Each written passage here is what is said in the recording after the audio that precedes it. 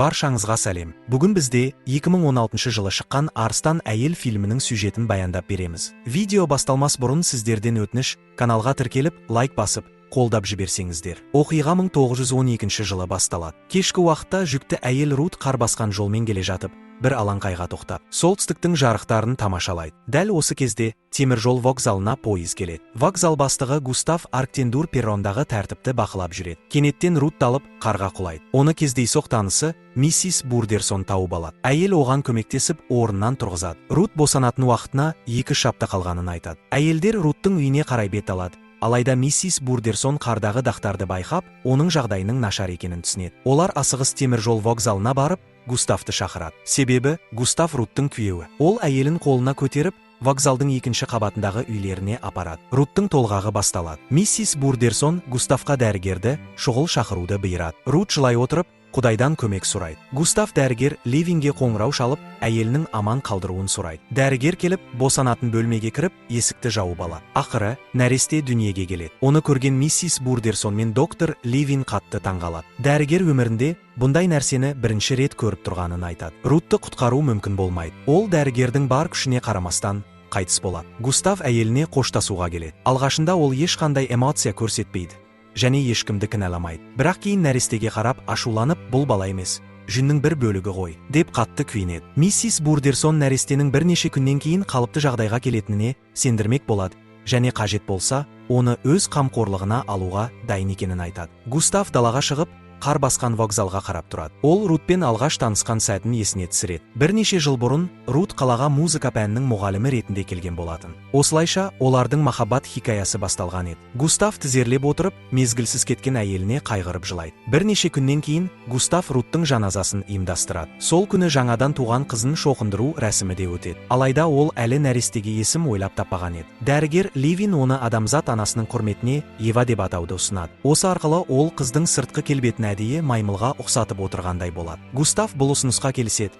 Сөйтіп Иваның шоқындыру рәсімі басталады. Миссис Бурдерсон сәбиді бөгде көздерден жасырып алып кетеді. Руттың жерлеу рәсімі шіркеуде өтеді. Шақырылған қонақтар арасында күбір-сыбыр тарай бастайды. Барлығы Густавтың баласында бір түрлі екенін айтып сыбырласады. Зиратта жергілікті газеттің редакторы пошташыға жерлеу рәсімі осыншама сән-салтанатпен жасалғаны жұрттың назарын баланың ерекшелігінен басқа жаққа аудару үшін болар деп оймен бөліседі. Бұл уақытта миссис Бурдерсон Иваға мейірмен қарап, оны ақырын орайды. Бірақ бұл жағдай күйеуі мистер Бурдерсонға ұнамайды. Ол Густавқа келіп, қызды дереу алып кетуін талап етеді. Өйткені оның жүні әлі де түспеген еді. Сол кезде доктор Левин нәрестеге күтім жасайтын адамды табады. Ол 17 жастағы Ханна есімді қыз. Ханна жақында ғана сәбиінен айырылған және отбасы одан бас тартқан болатын. Густав пен Ханна тез тіл табысып кетеді. Біраз уақыттан кейін миссис Бурдерсон Иваны алып келеді. Алғашында Ханна қызды үреймен қарайды, бірақ бірнеше минуттан соң оның кәдімгі бала екенін, тек жылулық пен махаббат қажет екенін түсінеді. Бір күні пошташы вокзалдағы үйге келіп,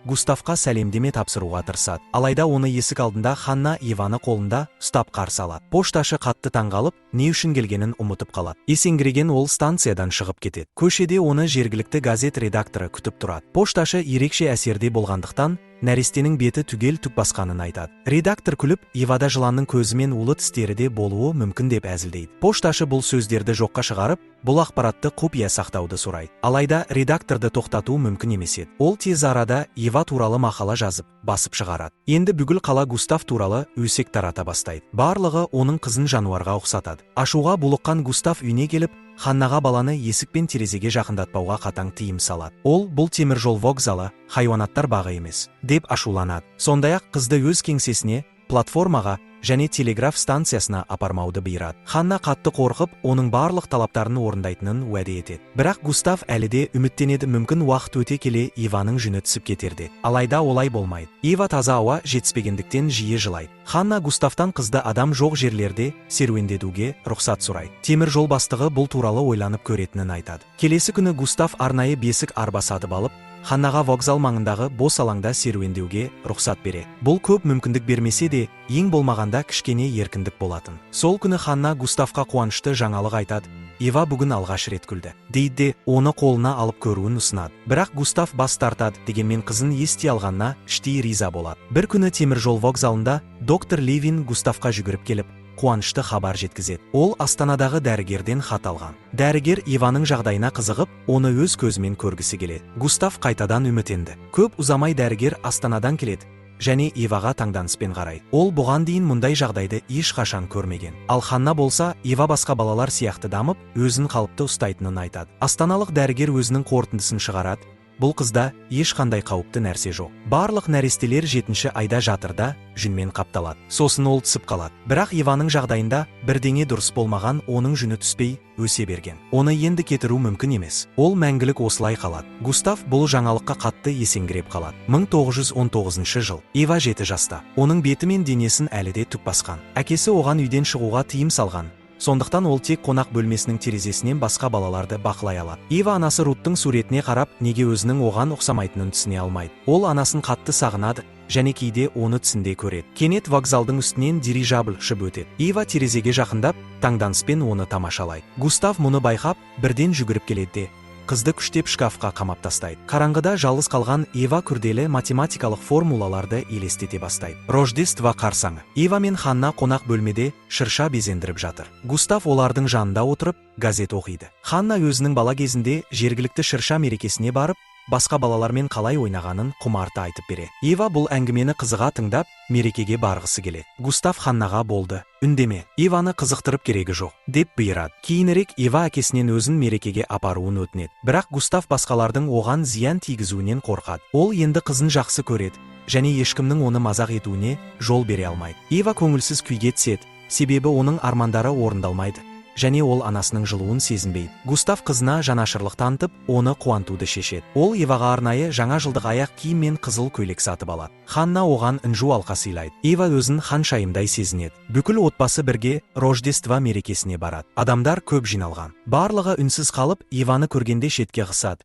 Бірақ ешқандай жауыздық көрсетпейді. Бір бала достық ниетпен, "Жүнің жылы ма?" деп сұрайды. Ива басын изейді. Ал балалар күлімсірейді. Кешкі астан кейін сиқыршы балаларға өнер көрсетеді. Ол сөмкесінен жұмыртқа шығарып, жұртты таңғалдырады. Сосын балалардың өздері де сиқыр жасап көруіне мүмкіндік береді. Кезек Иваға жеткенде, "Сиқыршы неткен тамаша маска", дейді. Қыздың бұл маска емес екенін білген соң, сиқыршы орынсыз қалжың айтып, Иваны жануарға теңейді. Балалар оны ит деп мазақтап, күле бастайды. Ашуланған Ива сиқыршыға жұмыртқа лақтырып, басынан ұрады. Отбасы кештен асығыс кетіп қалады. Үйге келген соң, өзін жалғыз сезінген Ива ашуын ыдыстарды шағып білдіреді. Әкесі оны тыныштандыру үшін тағы да қоймаға қамап тастайды. Қараңғыда Ива қайтадан күрделі математикалық формулаларды ойша елестетеді. Қонақтар кеткеннен кейін Густав қызын тағы да қоймаға қамап қояды. Мұны көрген Ханна ашуға булығып, оған айғайлайды. Ол Иваға үйден шығуға және адамдармен қарым-қатынас жасауға мүмкіндік беруін талап етеді. Сондай-ақ қыздың мектепке баруы керектігін айтады. Густав бұл ұсынысты бірден жоққа шығарады. Оның ойынша әлем тым қатыгез, ал Ива үйде қауіпсіз. Бұған шыдай алмаған Ханна бөлмесіне кіріп, заттарын жинай бастайды да үйден кетіп қалады. Енді Густав пен Ива жалғыз қалады. Әкесі қызын тарап отырып, ол тағы да өзін суретке салуын сұрайды. Бірақ Густав бас тартады. Ханнаның кеткеніне Ива қатты қайғырады. Ол жалғыздықтан жапа шегеді және басқалар сияқты болуды армандайды. Бірде Густав ұйықтап жатқанда, қыз оның бөлмесіне жасырын кіріп, қырнуға арналған құралдарын алады. Ол қолындағы түкті қырып тастамақ болады. Бірақ дәл осы сәтте Густав оны ұстап алады да ашуланып ұрсады. Ойлана келе, вокзал бастығы Ханнаны қайтаруға шешім қабылдайды. Ол қыздың үйіне барып, оның барлық талаптарына келісетінін айтады. Ива бұл жаңалыққа қатты қуанады. Оның досымен қайта қауышуы үлкен бақыт. Бірде Ива Искрадан сыйлық алады. Бұл телеграф аппараты еді. Енді олар жасырын түрде байланысып тұра алады. Ива оған бар сырын ақтарады. Тіпті мектепке бара алмайтынына да шағымданады. Ханна бұған көз жұмып қарай алмайды. Ол доктор Ливинге барып, оны айлакерлікпен қорқытады. Егер дәрігер Иваға мектепке баруға рұқсат бермесе, ол губернаторға шағым түсіретінін меңзейді. Доктор мәселе туындағанын қаламайды.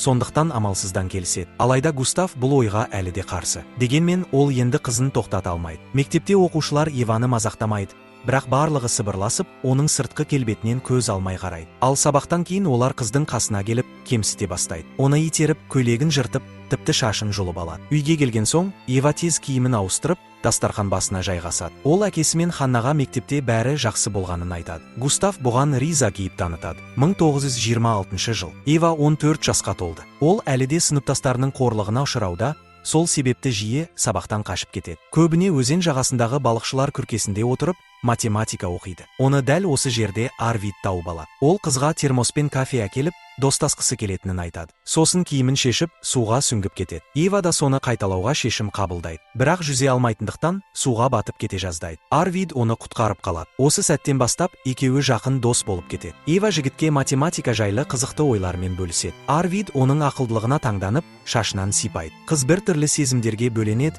бірақ бұл эмоцияларға жол бермей, тез жиналып кетіп қалады. Ал бұл кезде Густав өз кеңсесінде теміржол кассасынан ақша ұрлауда еді. Кешке бүкіл отбасы бірге кешкі ас ішіп отырады. Густав Иваға күтпеген жаңалық айтады, оған Копенгагендегі дерматологтар конференциясына шақыру келген. Онда ең үздік дәрігерлер тері ауруларын зерттеп, мүмкін Иваға көмектесе алуы мүмкін. Бұл жаңалық әкесінің жүрегінде жаңа үміт отын жағады. Ива мен Густав пойызға отырады. Вокзалға қыздың достары жиналып, оған сәттілік тілейді. Жол бойында Густав бұрынғыдан да мейірімді болып, қызын мейрамханалық вагонға кешкі асқа шақырады. Официант Иваны таңдана қарағанымен, Густавтың жомарт шайпауынан кейін күлімсіреп кетеді. Әкесі мен қызы тамаша кеш өткізеді. Густав тіпті жастық шағындағы шытырман оқиғаларын айтып береді. Копенгагенге келген соң, олар сәнді қонақ үйге орналасады. Ива өзін әдемі ертегінің ханшайымындай сезінеді. Көп ұзамай қызды клиникаға апарады. Онда ол дәрігердің қабылдауына кіреді. Бірақ мазасыз журналист оны үнемі аңдып жүреді. Дегенмен, Ива өзін сабырлы ұстайды. Густавты ішке кіргізбейді.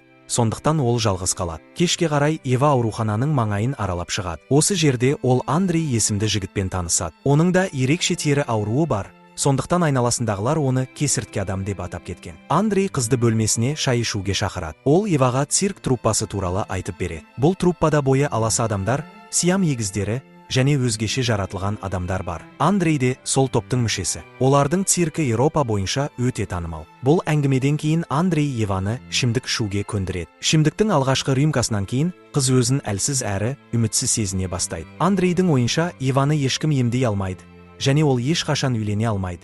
Себебі адамдар оны ұсқынсыз деп санайды. Бірақ циркте ол өзіне ұқсайтын адамдардың арасында болып, жалғыздықтан арыла алады. Осы оғаш әңгіменің әсерінен Ива ауыр күйзеліске түседі де ұйықтап қалады. Түн ортасында оған конференцияға келген дерматология профессоры келеді. Ол қызды көрпемен жауып, жылы сөздер айта бастайды. Кейін қолын көрпенің астына жүгіртеді. Ер адам Иваның үстіне еңкейіп, ауыр тыныстайды. Қорыққан қыз қарсылық білдірмейді. Келесі күні конференция басталады. Профессор аудиторияға Иваның жағдайы туралы баяндайды. Сосын жарқын шамдар қызға бағытталады. Ива өзін жайсыз сезінеді.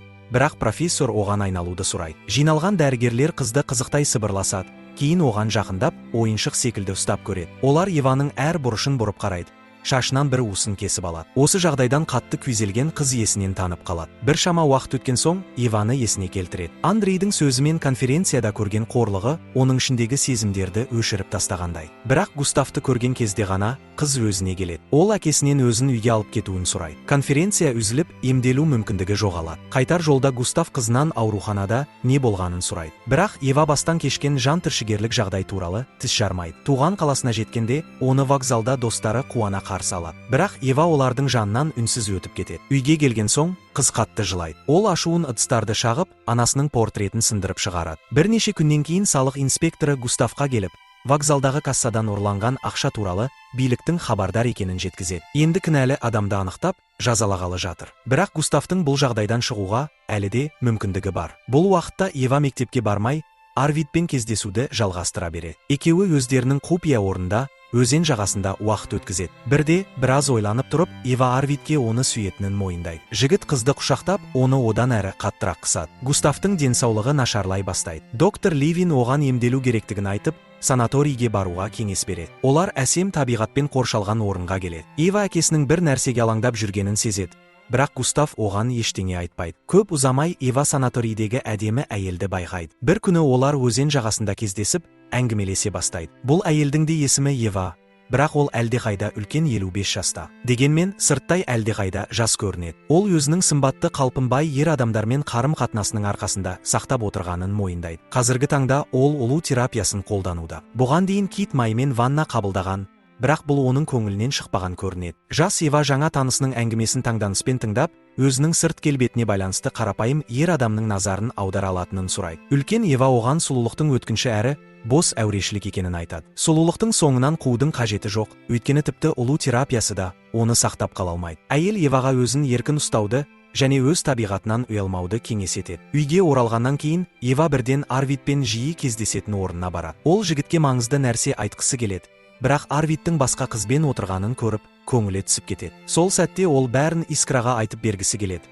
бірақ оның орнына басқа қызметкер отырғанын көреді. Ева өзінің адал досының қайда кеткенін түсінбейді. Бұл уақытта Искра Густавтың кеңсесінде отырады. Басшы ұрланған ақшаны оның мойнына артпақшы. Искра қатты таңырқайды, өйткені ол бұл ақшаны ұрлаған Густав екенін біледі. Густав бұл қадамға Ева үшін барғанын, оның еш нәрседен тарықпауын қалағанын айтады. Искра ашуға булығып, Густавтың қызы үшін бәрібір жеткілікті нәрсе жасамағанын алға тартады. Еваға Астанаға барып, университетте математика оқуы қажет, ал Густав бұған сенбейді. Искраның дауласып жатуға күші қалмайды, ол пойызға отырып, мәңгілікке кетіп барады. Ева әкесінен Искраны тоқтатуды сұрайды, бірақ ол Густавтың әділетсіздігін кешіре алмайды. Сол кезде қыз жүгіріп кетіп бара жатқан пойыздың артынан айғайлайды, бірақ ештеңе өзгерте алмайды. Искра еш қоштаспастан кетіп қалады. Қыс келеді. Ева әкесіне барған сайын батылырақ қарсы шыға бастайды, және туған күнне цирк қойылымына баруды талап етеді. Дәл сол уақытта қалаға ерекше қабілеті бар адамдардан құралған цирк тобы келген еді. Отбасы қойылымды тамашалауға барады. Онда алдымен Сиам егіздері, сосын ергежейлі әйел мен Еуропадағы ең ұзын ер адам шығады. Кейінірек денесін түгелдей түк басқан адам сахнаға көтеріледі. Густав көрермендердің мазағына шыдай алмай, қызын үйіне алып кетеді. Алайда цирк директоры Еваны байқап қалады. Келесі күні ол Густавтың үйіне келіп, қызын циркке беруді сұрайды. Ол Еваға атақ пен байлық уәде етеді, бірақ Густав бұл ұсынысты үзілді-кесілді қабылдамай, қонағын қуып шығады. Бұл әңгімені Ева естіп қалады. Осыдан кейін әкесінің үйде жоқтығын пайдаланып, циркке өзі барады. Ол жерде ескі танысы Андреймен және цирк директормен кездеседі. Ева циркке қосылуға келіседі. Темір жол бекетінде Ханна Еваның қоштасу хатын тауып алып, бірден цирк алаңына жүгіріп барады. Бірақ тым кеш труппа әлдеқашан кетіп қалған еді. Ханна бұл жаңалықты Густавқа жеткізгенде, ол ауыр күрсінеді. 1931 жыл. Ева 19 жаста. Ол циркте қалып, арыстан қыз ретінде халықтың сүйіктісіне айналады. Қыз жақсы табыс табады және ақша жинайды. Бірақ бұл өмір оның көңілінен шықпайды. Ол математика оқығысы келеді. Дұрыс сома жинаған соң, Ева бір түнде циркті жасырын түрде тастап кетеді. 1936 жылы. 24 жасқа толған Ева енді Сорбоннада математика пәнінің оқытушысы. Оны студенттер мен әріптестері қатты құрметтейді. Ғылыми конференцияда жасаған баяндамасы сенсация тудырады. Енді ешкім оның сырт келбетін мазақ етпейді. Конференциядан кейін Еваға хат келеді. Бұл хат оны үйіне қайтуға мәжбүр етеді. Ханна оны қарсы алады. Ол Евадан көз ала алмай, оның көркіне сүйсінеді. Белгілі болғандай, хатты жазған Ханна екен, ал ол Еваға Густавтың қайтыс болғанын хабарлайды. Густав кәрілікке жетіп, бәріне дайын болған. Жерлеу рәсімінен кейін Ева Парижге қайтуға дайындалады. Ханна оған құнды заттардың бірін алуды ұсынады, бірақ Еваға ештеңе керек емес. Ол қазірдің өзінде бай. Пойызға мінер алдында Ева Ханнаға Парижден алып келген қымбат маникюр өнімін сыйға тартады. Жолға шығатын уақыт келеді. Кетер алдында Ханна оған Густавтың папкасын ұстатып, құшақтайды. Купеге отырып, Ева папканы ашады. Ішінде оның көптеген суреттері бар. Барлығын Густав салып шыққан, өйткені ол қызын өмір бойы шексіз жақсы көрген. Достар, осымен бүгінгі видеомыз аяқталды. Ал сізге бұл фильм қалай әсер етті? Төменде пікіріңізді қалдырыңыз. Егер видео ұнаса, лайк басып, арнамызға жазылыңыз. Келесі кездескенше.